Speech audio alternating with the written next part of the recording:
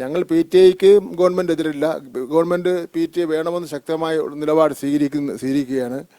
അതുപോലെ തന്നെ പിന്നെ സ്കൂൾ സപ്പോർട്ടിംഗ് കമ്മിറ്റിക്ക് ഞങ്ങൾ എതിരല്ല. പക്ഷേ അവിടെ നടക്കുന്ന ഏതെങ്കിലും കാര്യങ്ങൾക്ക് വേണ്ടി കുട്ടികളുടെ പുറത്ത് സാമ്പത്തിക ബാധ്യത അടിച്ചേൽപ്പിക്കാൻ വേണ്ടി പറ്റില്ല. എന്ന് മാത്രമല്ല, ഞാൻ നേരത്തെ പറഞ്ഞതുപോലെ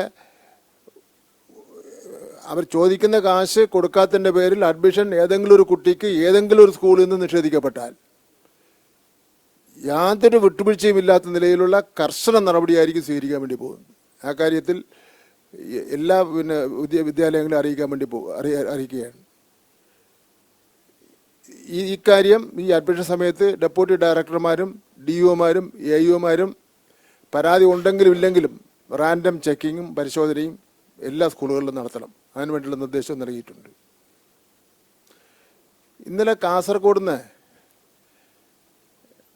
ഒരു രക്ഷകർത്താവ് 500 രൂപയാണ് 5000 രൂപയാണ് ചോദിച്ചിരിക്കുന്നത്. എൻ്റെ മകനെ എവിടെ ചേർക്കട്ടെന്ന് എന്നോട് ചോദിക്കുന്നു. ഞാൻ പറഞ്ഞു, ഇയാളൊരു ഇമെയിൽ അയക്കാനൊന്നും അയാൾക്ക് അറിയില്ല. ഒരു പരാതിയെങ്കിലും എഴുതി എൻ്റെ പേരിൽ ഇങ്ങോട്ട് അയക്കാൻ വേണ്ടി പറഞ്ഞു. അപ്പോൾ അത് നമുക്ക് അവസാനിപ്പിച്ചാലേ പറ്റുള്ളൂ.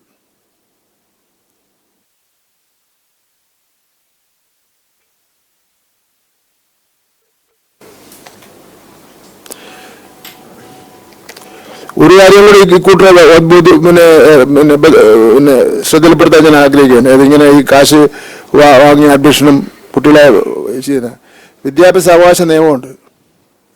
അധ്യായം 2 അതിൽ 1-ാം നിർദ്ദേശത്തിൽ 6 മുതൽ 14 വയസ്സ് വരെ പ്രായമുള്ള ഓരോ കുട്ടിക്കും അവൻ്റെ അല്ലെങ്കിൽ അവളുടെ പ്രാഥമിക വിദ്യാഭ്യാസം പൂർത്തിയാവുന്നവരെ സമീപ പ്രദേശത്തെ ഒരു സ്കൂളിൽ സൗജന്യവും നിർബന്ധിതവുമായ വിദ്യാഭ്യാസത്തിന് അവകാശം ഉണ്ടായിരിക്കുന്നതാണ്. ആ അവകാശത്തെ ഒന്നും ഒരു സ്കൂൾ അധികാരികൾക്ക് എടുത്ത് കളയാൻ വേണ്ടി കഴിയില്ല.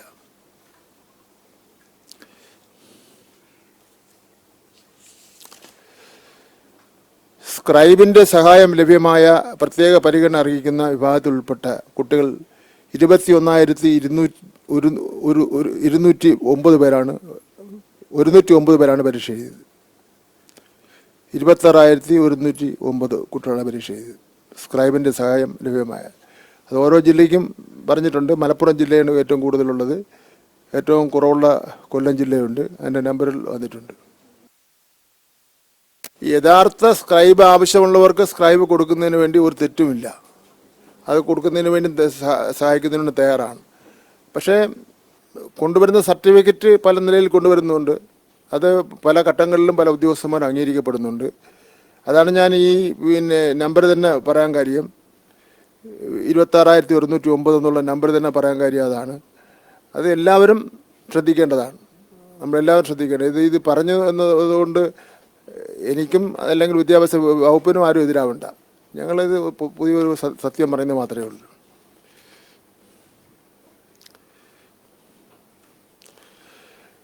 ഇനി ഒരു ചെറിയ കാര്യം കൂടെ പറഞ്ഞിട്ട് 1/2 മണിക്കൂറേ ആയുള്ളൂ.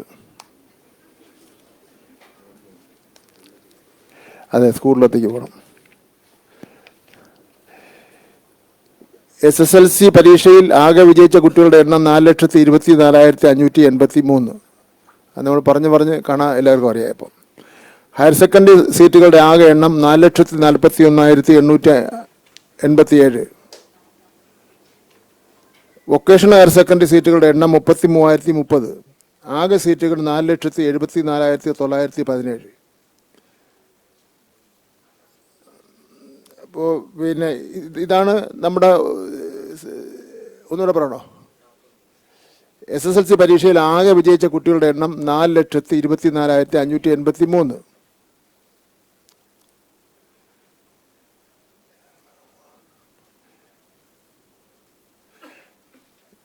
അവർ ജയിച്ചൊരു ഹയർ സെക്കൻഡറിയിലാണല്ലോ ചേരാൻ വേണ്ടി പോകുന്നത്. ഹയർ സെക്കൻഡറി എണ്ണം 4,41,887. ഇതിൽ തന്നെ നമുക്ക് ആഡ് ചെയ്യേണ്ടതാണ്. വൊക്കേഷണൽ ഹയർ സെക്കൻഡറി സീറ്റുകൾ ഉണ്ട്. അത് +1 SSLC ജയിച്ചവരാണല്ലോ ചേരാൻ പോകുന്നത്. അത് 33,030. അങ്ങനെ അതെല്ലാം കൂടി ആകെ സീറ്റുകൾ കൂട്ടുമ്പോൾ 4,74,917. അപ്പോൾ ആ സീറ്റും നമ്മൾ ജയിച്ച കുട്ടികളുടെ എണ്ണത്തിൽ നമ്മളുടെ വ്യത്യാസം എന്ന് പറഞ്ഞാൽ 50,334 സീറ്റ്. 50,334. മലപ്പുറം ജില്ലയിൽ പാസ്സായ ആകെ കുട്ടികളുടെ എണ്ണം 79,272. മലപ്പുറം ജില്ലയിൽ പാസ്സായ ആകെ കുട്ടികളുടെ എണ്ണം 79,272. മലപ്പുറം ജില്ലയിൽ ലഭ്യമായ ആകെ ഹയർ സെക്കൻഡറി 1-ാം വർഷ സീറ്റുകളുടെ എണ്ണം 78,331.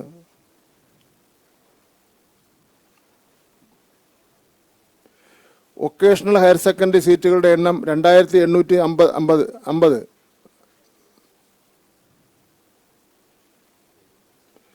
മലപ്പുറത്തെ ആകെ സീറ്റുകൾ 81,382. അധിക സീറ്റുകൾ ITA പോളിടെക്നിക് ഒഴികെ 1910.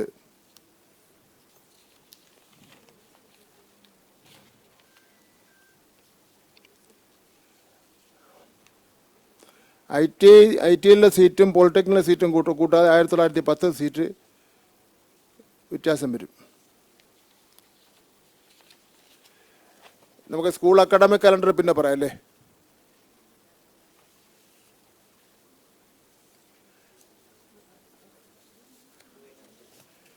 സ്കൂൾ അക്കാഡമിക് കലണ്ടർ ഉണ്ട്. ഫോക്കസ് പോയിന്റ് വളരെ വളരെ പ്രാധാന്യമുള്ളതാണ്. ഒരു 10 മിനിറ്റ് കൊണ്ട് എടുക്കട്ടോ.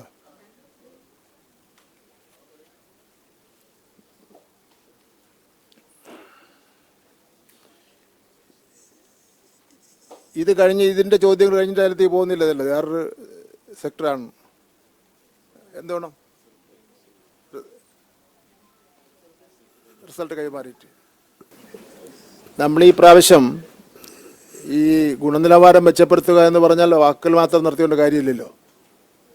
എല്ലാ നിലയിലും ഗുണനിലവാരം മെച്ചപ്പെടുത്തേണ്ടതായിട്ടുണ്ട്. ആ മെച്ചപ്പെടുത്തുന്ന കാര്യത്തിൽ പരീക്ഷകളിൽ അത് നമ്മൾ പ്രകടിപ്പിക്കണം. അതിൽ പരീക്ഷകളിൽ എഴുതുമ്പോൾ കിട്ടുന്ന റിസൾട്ട് കുട്ടികളെ ബോധ്യപ്പെടുത്തണം. അല്ലാതെ കിട്ടുന്ന അവസരം നോക്കിയപ്പോൾ പിന്നെ കണ്ടിന്യൂ അവർക്ക് 20 മാർക്ക് കൊടുക്കുന്ന സമ്പ്രദായം ഉണ്ടല്ലോ. കണ്ടിന്യൂ, അതെ,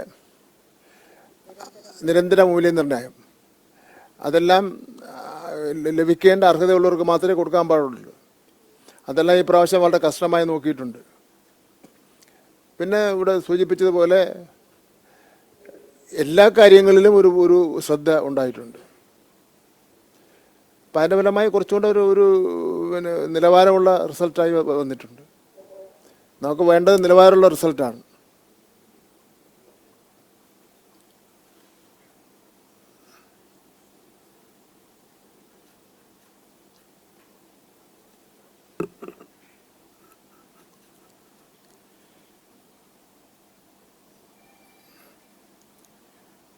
ഇപ്പോൾ 8ാം ക്ലാസ്സിൻ്റെ പിന്നെ നമ്മുടെ പരീക്ഷ നടത്തിയല്ലോ, സബ്ജക്റ്റ് മിനിമം. അതിൻ്റെ നല്ല നമ്മൾ വിചാരിക്കുന്നതിനേക്കാൾ എത്രയോ നല്ല റിസൾട്ടാണ് വന്നിരിക്കുന്നത്. നാട്ടുകാരുടെ ഭാഗത്തു നിന്നുള്ള സപ്പോർട്ട് വന്നിരിക്കുന്നത്. അധ്യാപക സംഘടന എല്ലാവരും ഇവിടെ ഉണ്ട്. ഇവിടെ അവരുടെ ഭാഗത്തു നിന്നുള്ള സപ്പോർട്ട് വന്നിട്ടുണ്ട്, എല്ലാവരുടെ ഭാഗത്തു നിന്നും. ഞങ്ങൾ ഈ വർഷം തന്നെ 5, 6, 7 നിങ്ങൾ തുറങ്ങട്ടാന്ന് ചോദിക്കുകയാണ്. അപ്പോൾ അതെല്ലാം ഇപ്പം നമുക്കൊരു ചേർത്തുകൊണ്ട് നമുക്ക് അടുത്ത വർഷം 5, 6, 7 നടപ്പിലാക്കുകയാണ്. നമുക്ക് കുറച്ചുകൂടെ നല്ല റിസൾട്ടും കുറച്ച് സ്റ്റാൻഡേർഡ് റിസൾട്ട് ഉണ്ടാകാം. 100-ൽ 100% ജയിച്ചു എന്ന് പറഞ്ഞാൽ അത് സ്റ്റാൻഡേർഡുള്ള അല്ലെങ്കിൽ കാര്യമില്ലല്ലോ. അത്രയേ ഉള്ളൂ ഇതിന്.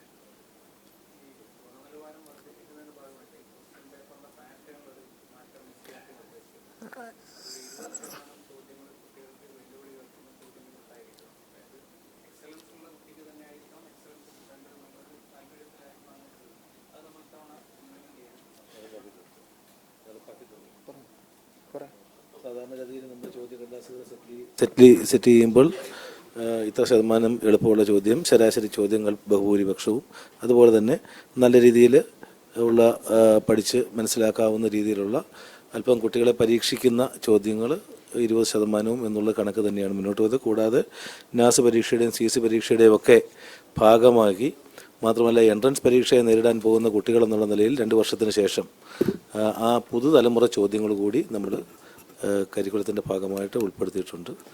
അപ്പോൾ ഈ വർഷം 10ാം ക്ലാസ് പരീക്ഷയിൽ പൊതുവെ നിലവാരമുള്ള ചോദ്യങ്ങളായിരുന്നു എന്നാണ് എല്ലാ പത്രങ്ങളും ഓരോ പരീക്ഷയുടെയും പിറ്റേ ദിവസം റിപ്പോർട്ട് ചെയ്തിരുന്നത്. അത് ഇത്തരത്തിലുള്ള മാറ്റങ്ങളുടെ കൂടെ ഭാഗമായിട്ടാണ്. പക്ഷെ പൊതുവെ വിദ്യാർത്ഥികളും അധ്യാപകരും എല്ലാം ഇത്തരത്തിലുള്ള മാറ്റങ്ങളെ സ്വാഗതം ചെയ്യുകയാണ് ചെയ്തിട്ടുള്ളത്. ഈ സ്കൂൾ കലണ്ടർ പിന്നെ സ്കൂൾ കലണ്ടർ ഉണ്ടല്ലോ, അക്കാദമിക് കലണ്ടർ, അത് തയ്യാറാക്കാൻ വേണ്ടി പിന്നെ ഹൈക്കോടതി സെക്രട്ടറിയെ ചുമതലപ്പെടുത്തി 3 വിദഗ്ധന്മാരെ ചുമതലപ്പെടുത്തിയിരുന്നല്ലോ. അത് ഇവിടെ വെച്ചെല്ലാം നമ്മൾ കൈമാറിയ നിങ്ങൾ അവരെ നിന്നെല്ലാം ചോർത്തിയെടുത്ത് എല്ലാം പത്രങ്ങളിലൊക്കെ തന്നെ വന്നു എൻ്റെ പ്രധാനപ്പെട്ട ഭാഗങ്ങളെല്ലാം വന്നു. അപ്പം നമ്മൾ ഈ ഹൈക്കോടതി പറഞ്ഞ കാര്യങ്ങളായതുകൊണ്ട് ഞാൻ ചോർത്തി കൊടുത്ത ആളുടെ ചോദിച്ചത് ആരാണ് പറഞ്ഞതെന്ന് ചോദിച്ച്, അന്നവർ പറഞ്ഞു തരില്ലെന്ന് പറഞ്ഞു.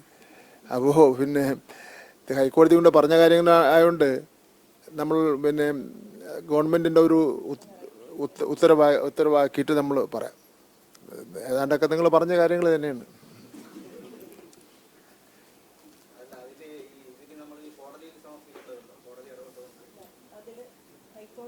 അതിൽ ഉത്തരവ് ഇറക്കാനാണ് സർക്കാരിനോട് നിർദ്ദേശിച്ചിരിക്കുന്നത്.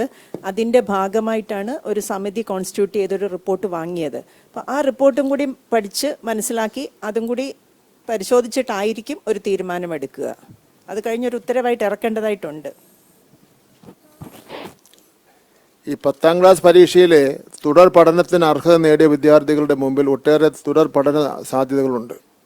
സയൻസ്, കോമേഴ്സ്, ഹ്യൂമാനിറ്റീസ് എന്നീ സ്ട്രീമുകളിലായി 46 കോമ്പിനേഷനുള്ള ഹയർ സെക്കൻഡറി വിഭാഗം, വൊക്കേഷണൽ ഹയർ സെക്കൻഡറി വിഭാഗം, ടെക്നിക്കൽ ഹയർ സെക്കൻഡറി ഡിപ്ലോമ കോഴ്സുകൾ, പോളിടെക്നിക് ഉൾപ്പെടെയുള്ള സ്ഥാപനങ്ങളിലെ ഹ്രസ്വവും ദീർഘവുമായ തുടർ പഠന സാധ്യതകൾ എന്നിവ കുട്ടികളെ പരിചയപ്പെടുത്തേണ്ടതുണ്ട്. 46 കോമ്പിനേഷനുകളുള്ള ഹയർ സെക്കൻഡറി കോഴ്സുകളിലൂടെ എത്തിച്ചേരുന്ന 25,000-ഓളം ഉന്നത പഠന കോഴ്സുകൾ ഇന്ന് രാജ്യത്ത് ലഭ്യമാണ്. അതുകൊണ്ട് തന്നെ ഓരോ സ്ട്രീമുകളിലെയും ഓരോ കോമ്പിനേഷനുകളും കുട്ടികൾ അടുത്തറിയേണ്ടതായിട്ടുണ്ട്. സംസ്ഥാനത്തെ മുഴുവൻ ഹയർ സെക്കൻഡറി സ്കൂളുകളിലും മെയ് മാസം 13-ന് 10ാം ക്ലാസ് പാസ്സായ വിദ്യാർത്ഥികൾക്ക് രാവിലെ 10 മണി മുതൽ 1 മണി വരെ ആഫ്റ്റർ 10th ഫോക്കസ് പോയിന്റ് എന്ന പേരിൽ ഒരു ഓറിയന്റേഷൻ പ്രോഗ്രാം ഹയർ സെക്കൻഡറി വിഭാഗം career guidance and adolescence counselling cell ഒരുക്കിയിട്ടുണ്ട്. ആയതിനാൽ 10ാം ക്ലാസ് പരീക്ഷ പാസ്സായ മുഴുവൻ വിദ്യാർത്ഥികൾക്കും അവരുടെ രക്ഷിതാക്കൾക്കും ഇത് പരമാവധി പ്രയോജനപ്പെടുത്തേണ്ടതാണ്. വിദ്യാർത്ഥികൾക്ക് സൗകര്യപ്രദമായ സമീപ പ്രദേശങ്ങളിൽ ഹയർ സെക്കൻഡറി സ്കൂളുകൾ പങ്കെടുക്കാവുന്നതാണ്. ഫോക്കസ് പോയിന്റ് ഓറിയന്റേഷൻ പ്രോഗ്രാമിൻ്റെ സംസ്ഥാനതല ഉദ്ഘാടനം വഴുതേക്കാട് കോട്ടക്കൽ ഗേൾസ് ഹയർ സെക്കൻഡറി സ്കൂളിൽ വെച്ച് രാവിലെ 9:30 നടക്കുന്നതാണ്.